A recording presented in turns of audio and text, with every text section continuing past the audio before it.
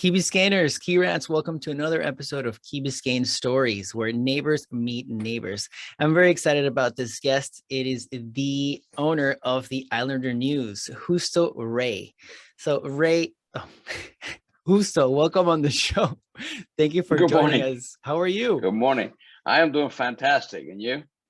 I'm good. I'm good. Thank you. I have to say a couple of words because Go ahead. Justo and I recently met. I know he's been around the Key, of course, for a long time, but he and I recently met, and I'm seeing him because of what I do as an actual job. And of course, the Islander News, we get to meet and I get to see him, engage with residents. He's there, all the public events. He's covering them very, very well, and he's got a good team. And not only is Justo present, but he's a great guy to be around. So I just wanted to say Thank that. you. So thank you for what you do for the community. It's our pleasure. And thank you for what you do, introducing, things that a lot of us did not know about. Learned quite a few from watching your episodes. Thank you. So Justo, tell us the story behind the Islander News. Well, the Islander News has been around the Key for a long time. It was started back in the 1960s. And then it really took hold and started to grow under the leadership of the Owens family. And when Mr. Owen passed away, and Owens, his wife, continued, and their son, Jimmy Owens, also worked in the business. And they did that until, the mid 2000, and I think it was 2014, when they wanted to retire, and they sold to a company called American Hometown Publishing, which took over the Islander News and installed a publisher, and then eventually a second publisher, Donna Dickey, who did an incredible job. And then Donna decided to retire. And at the times I was wrapping up an entrepreneurial venture that I was getting ready to get out. And a friend of mine was actually running American Hometown Publishing. And she made that call, that call that says, do you know somebody, with the objective being, are you interested? And I decided to join them and did that. I was very happy. And then about 3 years ago, the company decided to liquidate their media holdings, American Hometown Publishing. So myself, along with two minority partners, we said, you know what, rather than just, let this fall in the hands of people who don't know, we decided to go ahead and purchase it. And we did, right about 4 months before the pandemic. So, Wow. And so that presented an initial challenge, which, we all know what has happened. A lot of businesses have been impacted by the pandemic. Ours was as well, but, we managed to survive and even in some areas thrive. So we're pretty proud of what the team has accomplished coming out of the pandemic. So you were the third publisher for American Hometown, and then eventually when they closed, I was a third. And then when they closed, there was an opportunity for you guys to purchase. And, correct. Okay, great. And then buying it 4 months before the pandemic, that must have been, maybe, 4 months. That's how was that? How was that? You bought it and then all of a sudden, bam. It was, you when you buy a business, obviously you have to do, pro forma businesses, and you have to do a business plan and all that. Well, when everything started shutting down in early March of 2020, that business plan and all those things just got put in a drawer. And, the goal early on became, okay, we'll put the key in the door, light goes on. I want to make sure that we stay in business every day. A lot of newspapers ceased publishing for a while. A lot of newspapers paused their publication operation. We decided not to do that. So we did everything we could to continue publishing. And thank God that we got a lot of support from the community. And we were able to, we never missed a week. And, I have to commend you for having the vision to invest, of course, in the Islander News. It's a staple in the community for so long. It's been around for so long, since I even remember, and for you to see value in that and the value for the community is great. So I'm glad that you've received a lot of support from the community. It's a great it's an iconic brand, and a brand that a lot of people relate to, and a lot of people, you meet a lot of people off the Key. To your story, I was, in 2018, I was going through some personal, sickness. And I was at a hospital. I was at the Sylvester Cancer Center, and they're doing a procedure. And the nurse says to me, as a male nurse, he says, "What do you do for a living?" And I said, so I mentioned, the Islander News. And I said, "Oh, I used to work at the beach club. I grew up there. I've been featured in the Islander News on this date, or this date, or this date, or this date. And when I graduated, and he now lives in Pembroke Pines, but he still stays in touch actually through the islandernews.com website. So, which was really interesting, that he had worked at the beach club, all throughout his high school career. Venue. So as publisher and owner, what is the funnest part for you? What is the best part for you? There's a lot of good parts. But the best part is whenever, actually, to me, the biggest thrill I get is whenever you walk around the island and you happen to walk either through the Golden Hog, or it just happened to me Thursday, walking in the square and somebody sitting outside the Copley's, reading an Islander News. Those moments when you see them, you and I, last time I saw you, we were at Milanesa, and just 3 weeks before that, I had gone to Milanesa to pick up something, and there's a lady sitting at the table reading the Islander News. And those things, when you see that, is when you say, okay, so what we do, somebody's paying attention to, it matters. And that just gives me a great deal of satisfaction when that happens. And I saw something also at the Golden Hog the other day. I walked in and somebody was on an iPad. And as I walked through, and I walked to the juicing part, and the person's reading the islandernews.com on their iPad. So that was also pretty satisfying. So those are the things that you struggle through. You publish, you make decisions as to what you're going to publish, and you go through the production cycle. But then when you see somebody using your product, it gives you a good deal of satisfaction to be able to do that. Can you break down of what we can see in the Islander? What can we expect from the Islander? What's in there? Well, hopefully, if we're doing our job right, you see a reflection of the community, and you can define community as people, places, and news that happen in that geography by those people. And so we like to do that. We like to feature is names and faces. So I'll give you a little bit of a nugget. What we do, and this is a phrase that was coined by my old boss when I worked at the Sun Sentinel, and who is now a minority partner in the Islander News. He used to say refrigerator journalism, and that's what we do. And that is when you do an article or you publish a picture, that somebody cuts it and puts it in the refrigerator with a magnet. Whenever we do that, that's a win. I like that. Have you, I'm sure you have, but I'm going to ask, have you written any stories yourself? A few, yeah. I'm not very good at it. And our editor, every time I told him, hey, I wrote an editorial, or I wrote something, he says, okay, here comes overtime.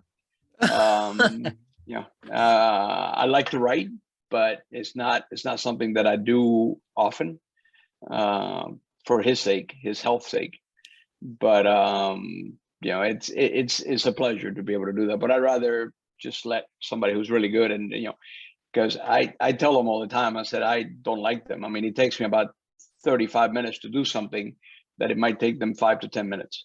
And, doing interviews, when we were during the height of COVID, there was a lot of, every day there was a news by either the mayor or somebody, and Zoom, and you're trying to cover, and just trying to keep track and taking notes. So it's just a task. And I see them, and they are so efficient at it. And to me, it was a chore. So I admire what our reporters do in trying to capture interviews. I think this is a good segue for you to share with us about your team. I know a little bit. I know you have, what's the word I'm looking for? You have an icon, an individual there in your team. He used to be Bicycle Bill, takes pictures for you. He's also a staple of the community. I bought my first bike from Bicycle Bill. I know he's part of your team. So tell us about your team. Well, Bill's an interesting case. Bill started by doing, in the height of the pandemics, we have probably our most popular, one of our most popular page is Beach Coming, which is, you quote your typical, weekly community newspaper, society page, if you will. We see pictures of events. Well, when events shut down, obviously that presented a challenge for Beach Coming. There was no events. So Bill saved Beach Coming. We started doing a lot of things out in the community and actually improved Beach Coming. He would go, one day we did something about, the masked island. So he walked around and took pictures of people wearing masks at different places on the island. We went to the beach. We did a lot of things that were really, really creative. I mean, he even did, we did unique license plates on the island. We did, golf carts on the island. We even did a mailboxes on the island, unique and mailboxes. So it is totally changed. So that's how Bill's introduction to us was. And then he has grown a lot, and now he has 2 regular features. He has something that he called the lighter side, and that's interview, getting to know residents on the island who normally are not, for the most part, not on the public eye, if you will. They're not, they're residents who make a difference or have unique stories. And he's been able to do, some of those. I mean, he recently, one of our most popular lighter side has been one that he did with Mr. Vernon from Vernon's Drugs. And it was incredible. He actually, the interview was done while sitting in a golf cart as he drove around the island, Mr. Vernon. And so he's done a lot of unique interviews. So, and then Bill also does Islander Throwback, which is, something that we do every week, where we look back at, we pick a certain year in the month, and we go back and we see what was happening on the island way back then. Like this year, we visited March of 1995, and there was a push at the council to rename Fernwood Road. So I mean, so it's interesting. Our old editor, Kelly, when I got on, she said, "Justo, you'll learn that the island loves to relive his own controversies." And as you read back in some of these Islander news, Islander Throwback, you see a lot of the things that, the island dealt with 10, 15 years ago, they're still dealing with today or in some shape or fashion. So those are the 2 things, Bill. We also have our sales managers, Mariela Oliva, who's been with the Islander now for about 5 years. And she does an incredible job. She recently had a baby. So she was on maternity leave most of the latter part of last year. She went on maternity leave in the beginning of August and came back right after Thanksgiving. And she does an incredible job trying to balance working for the Islander News and so forth. We have Karina Besprosban, which she lives on the Key, and she takes care of our office. She takes care of our classified and our subscriptions. She's sort of like our office manager, if you will, and she does an incredible job. And we also have a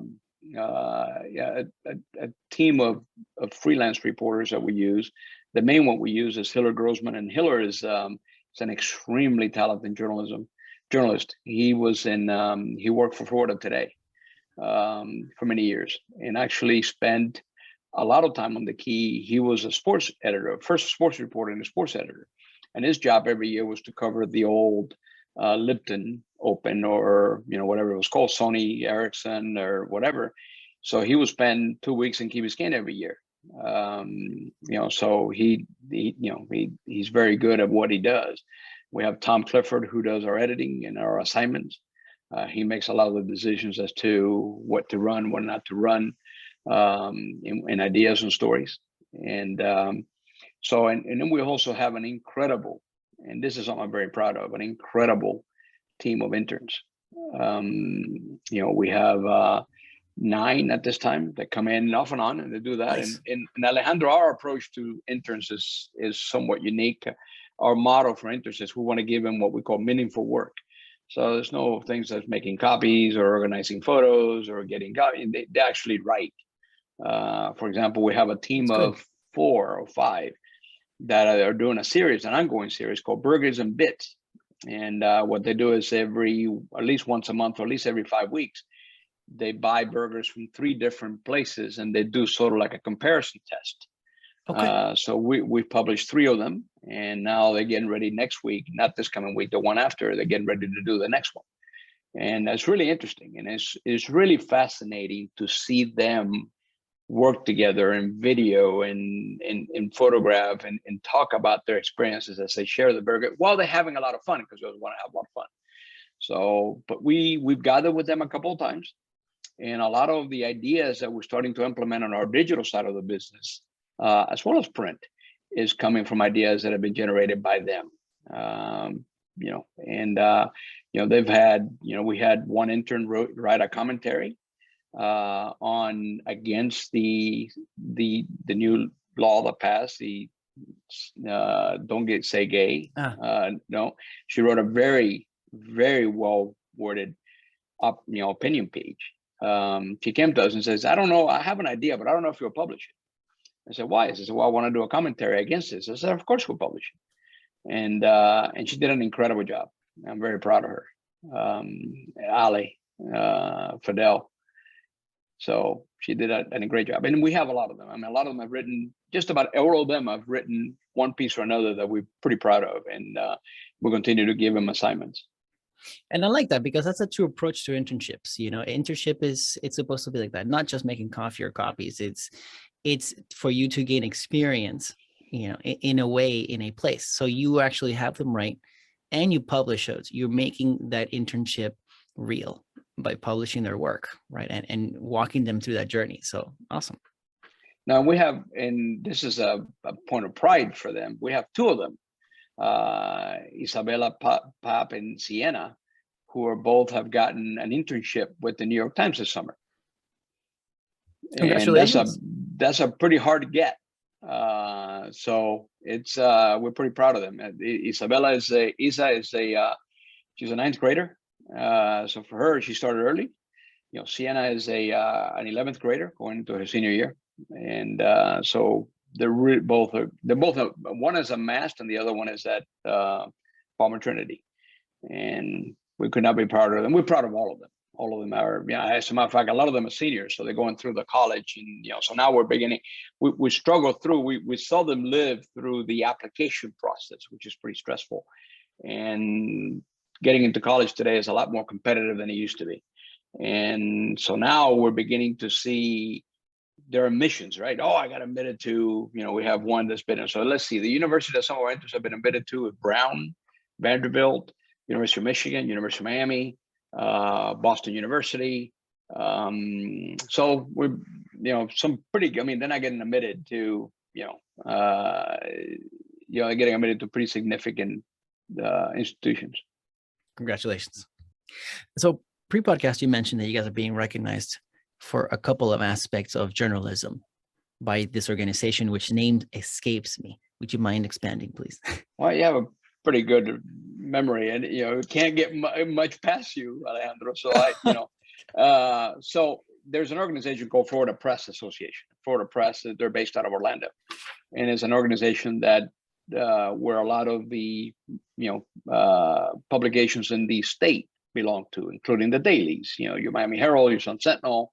It was for a long time was dominated by the daily newspapers, and over the years, as weekly newspapers have become really the bread and butter of the publishing industry at the local level, because it's pretty hard for the Miami Herald or the Sun Sentinel to cover every niche communities. They cover the big news, but the day-to-day news is left up to weekly. So weekly newspaper circulation across the country has been growing over the last 5 years, unlike the daily newspaper, which continues to shrink a double-digit pace every year. So the weeklies now are a significant part of Florida Press. So they have an annual, in this case, it'll be about 2 years because it missed a year because of the COVID. They have an award competition, and they just announced a finalist.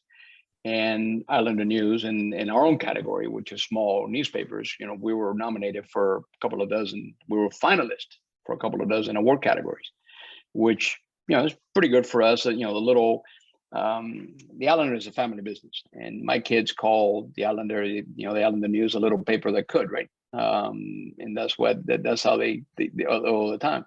And so we got nominated for a lot of categories, and we got finalists for a lot of categories. I keep saying nominated, finalists. And two of the finalists that we are in, they're pretty proud of. One is what they call website excellence. And, we've been putting a lot of resources into our website, and we just relaunched our website earlier late last year.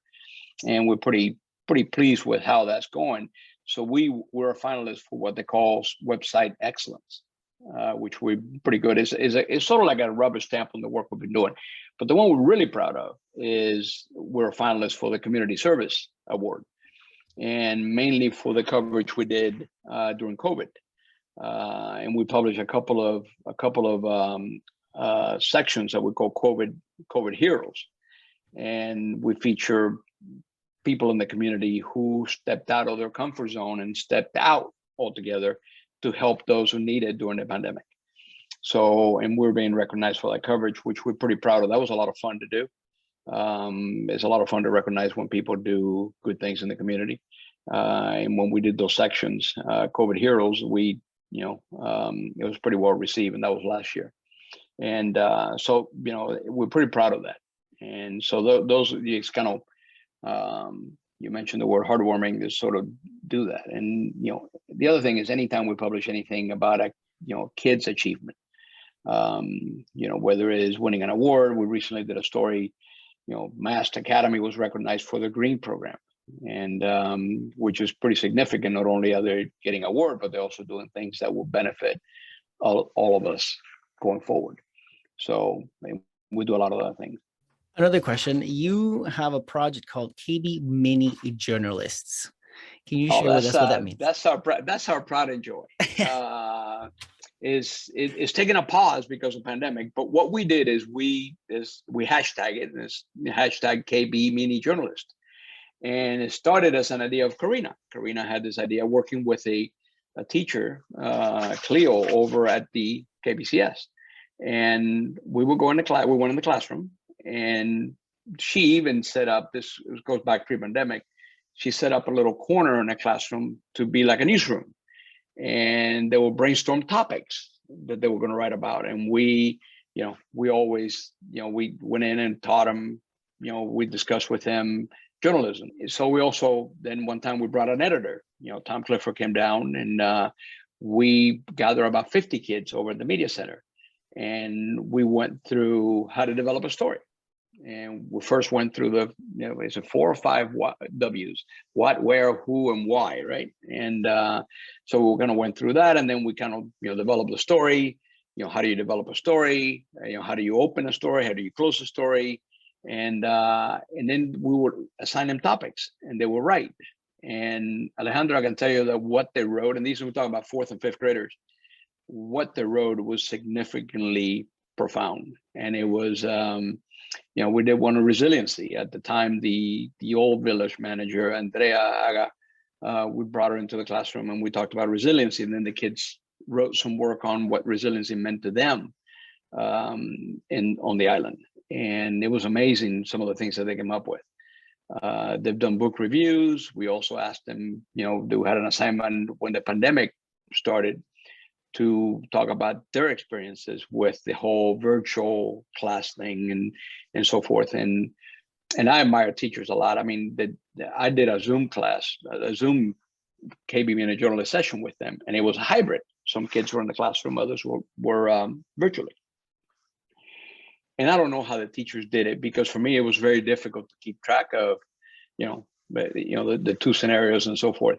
So that's one of those projects that we've done where the kids enjoy it and the kids really get into it. And we have such a good time publishing it, and such a good time sharing with them.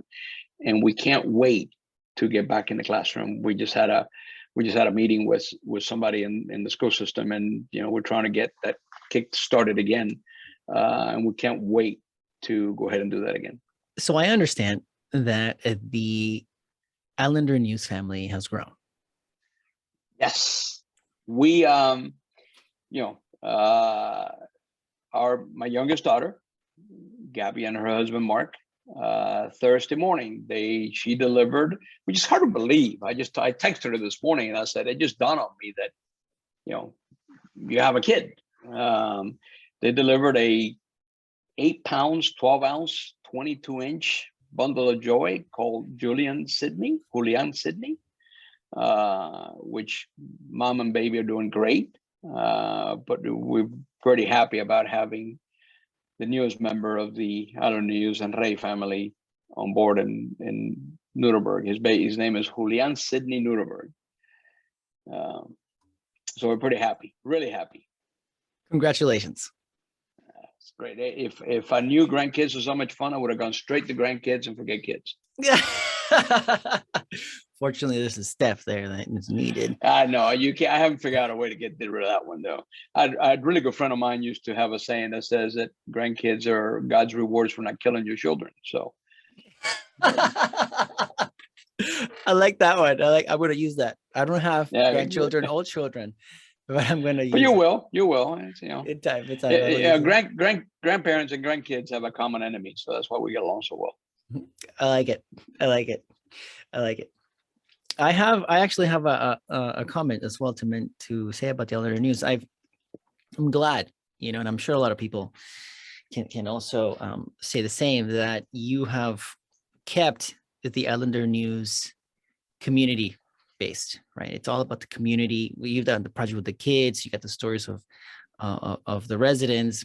You have a lot of local people that contribute to the paper, and you're very open, to having their stuff. I mean, anyone that buys a new project could have reshaped it, rechanged it, as I was joking before, you could have called it the Key Biscayne Financial Times for everything you want, if you wanted to change the direction, but you've kept it to what people grew up with the Islander News. You've kept that, again, you see that value in that community. So that's great. I wanted to say that. I don't know if you want to say something about that. Well, no, thanks for noticing. I mean, one of the things that, there was a lot of discussion, previous to us, about reshaping the product and doing different things with the product, and not necessarily, Key Biscayne Financial Times, although that might be a good idea.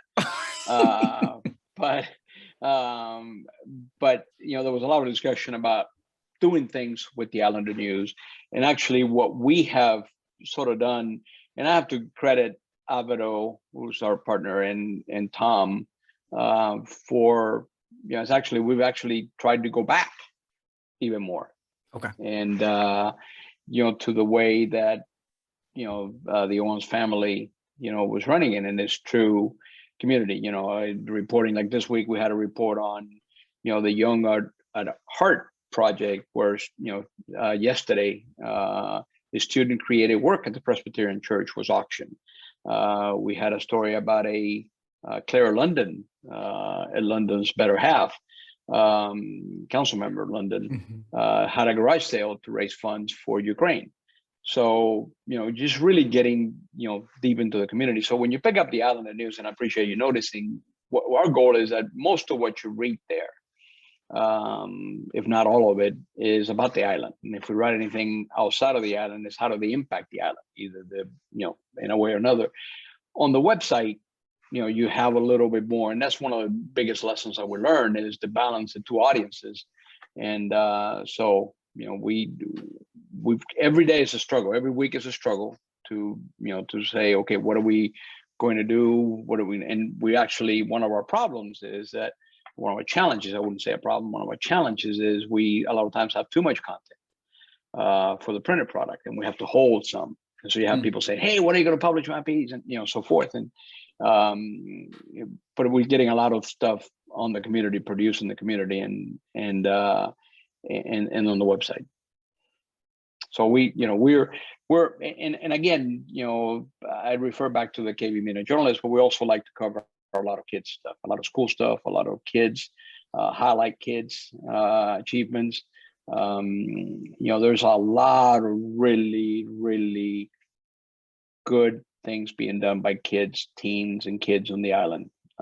We published a story of I think he was in 4th grade, who raised $2,000 for the Susan Komen walk, cancer walk. He himself raised over $2,000 because he had a good friend's mom who passed away from breast cancer. And he saw what his friend went through and he wanted to help. And those are the kind of things that go on that we want to go ahead and feature more of. Awesome. I like it. I mean, it's a good read. And I recommend it to it. Where can we find it? You can subscribe, and we'll home deliver it to you, but also you can pick it up throughout the island. Everybody's always welcome to stop by our office. We had actually 3 people to stop by our office yesterday and, and pick it up for free, but you can also find it at, Winn-Dixie. After the pandemic, Winn-Dixie, we used to sell the island. Now, after the pandemic, we are, in cooperation with Winn-Dixie, I have to give Jose a lot of credit. We actually give it away free at Winn-Dixie, and we're about ready to install a rack inside Winn-Dixie. Again, with Jose and his cooperation. But you can find it at EWM, a lot of the restaurants, Costa Med. There's just most of the places on the island. You'll be able to find it, and if not, always call us and we'll deliver it to you. I passed by your office the other day when I went to visit the foundation in front of your office, and Sorry, I actually missed you. You were at an event I should have been at. So, but I have to say, I would like to recommend Kirats to go and pass by the office and pick up a piece so that they can see the office. It's a treat. And then if you walk in, and then there's a little room to the side where you have the first issue of the Islander News there. So if you go pass by, you can say hello to the team, and you can check out the first edition of the Islander News, which is pretty cool. It's right there. You can check we have binders with going all the way back, and that's where Bicycle Bill, you'll find him every Thursday morning, just going through and trying to reading back on island, what was making news on the island. So Justo, this has been a great conversation. But before we end, we always like to ask our guests, questions like, for example, what is your favorite part about Key Biscayne? What's not to like? You have, I mentioned all the way back at the beginning what a community is, and a community is, a place, the people, and the people that make news in that place. And there are not many other places on Miami-Dade County that are as beautiful as Key Biscayne is, and is an island full of nice, genuinely nice people, and who are really you get a lot of good mornings, you get a lot of good evenings, you get a lot of good afternoons. How are you? It's a friendly vibe on the island, but it's just walk through anywhere you go through on the island. Whether it's just simply walking down. Whenever I walk down from our office, I walk, towards, I always take Fernwood, simply because it's a cooler walk. You shade it versus if you walk in Crandon, there's nothing to protect you from the sun, but just gives you a different feeling walking in the island. It gives you a calming and peaceful feeling. And then you walk through Village Green, see all the kids, see all the people doing exercise, so it's just a beautiful place to spend time in. Justo, thank you so much for sharing your story. And it's been great to learn about the Islander News and about you more. I mean, I know that you and I exchange on a regular already, but it's good to have this time to get to know some background on you. I really appreciate you giving me the time and the opportunity to share our story and share our team's work, because really it's all about them. I was telling, as a matter of fact, Bill and I were having a conversation this Thursday when he was in the office, and it was about, I need the team a lot more than they need me, and to be able to do this. So, so I thank him every day for. As a matter of fact, I make it a point that when people say good night, I'm leaving, I always say thanks for everything, because you have to give thanks no matter whether it was a good day or whether it was a bad day. Everybody tried their best, and we have bad days and we have good days. But at the end of the day, it's all about them and what they do and keeping them engaged. Awesome. Thank you very much, Justo. My pleasure. Thanks, Alejandro. And thanks for what you do. It's been fun.